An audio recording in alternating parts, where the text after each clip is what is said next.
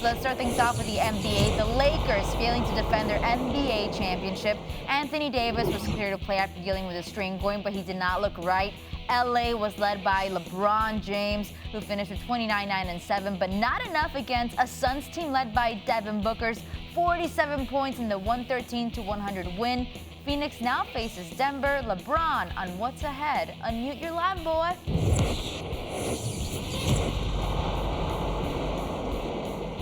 You know, obviously during the season, I don't talk about rest. I don't even like to put my mind and frame into that.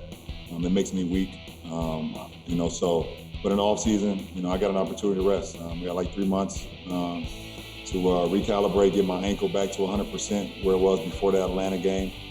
And, that's the most important thing for me. Everything else feels extremely well. My ankle was the only thing that was kind of bothering me, obviously bothered me in the later stage of the season.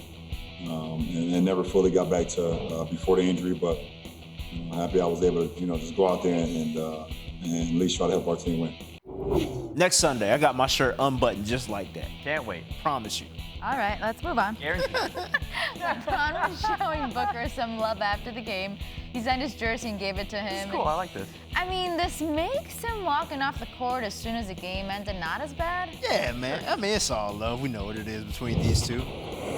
But winner, next chapter is something to be excited about because the league is in good hands and won Devin Booker. Those 47 points that Tony mentioned he dropped last night were the third most against a Laker team in postseason history. But by the way, it was with plenty of swagger. He was dunking unnecessarily at the end, and frankly, I'm here for every last minute of it. I got a winner, the Jordan crowd. This is just another chapter in the long book that the Jordan crowd uses in the Jordan-LeBron debate that no doubt rages on for years and generations and centuries to come. Yes, shrug, Mr. Jordan, because there's another piece of the pie for you in this argument. And, also nothing LeBron can do about it, right? Like, that's the most unfortunate yeah, exactly. part. But winner, beating traffic, LA fans couldn't do nothing but just dip up out of there early because they knew what it was about 5 minutes into the game. AD re-aggravated his groin. Devin Booker was absolutely clowning. You were down double digits before you could even blink. So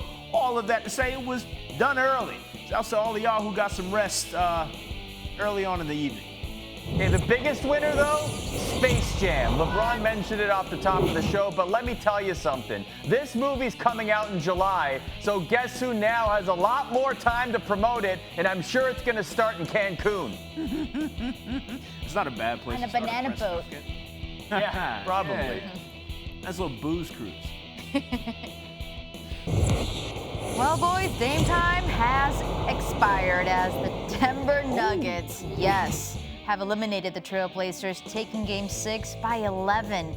Nikola Jokic dropped the game-high 36, while Michael Porter Jr. added 26. The Nuggets are moving on, and we are moving on to winners and losers. Why not? Why not? Winner comeback kids. Now, Denver trailed by 14 in this one. Came back and won. Frankly, no lead was safe in this game, but this is part of a larger picture for the Nuggets. They've now had 6 postseason double-digit comeback wins. That is over the last 2 postseasons. That is the most in the NBA in that span, and the stretch mark 5 has quite a bit to do with it. Winner 30-something, but that number 6 will come back here because Nikola Jokic is 26 years old. But in this series, he had 30 or more points in 5 of the 6 games in this series, including 36 in the series clincher on Thursday. No laughing matter.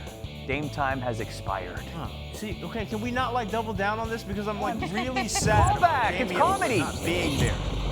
It's a Dame shame, Marta. Ooh, that's our next good. loser. Right now, I understand that Damian Lillard did his damnedest to keep this thing as close as he could. It was a one-man band out there, essentially. He scored or assisted on 50% of the Blazers points last night and nearly 50% of the Blazers points over the course of this series. There's only so much he can do.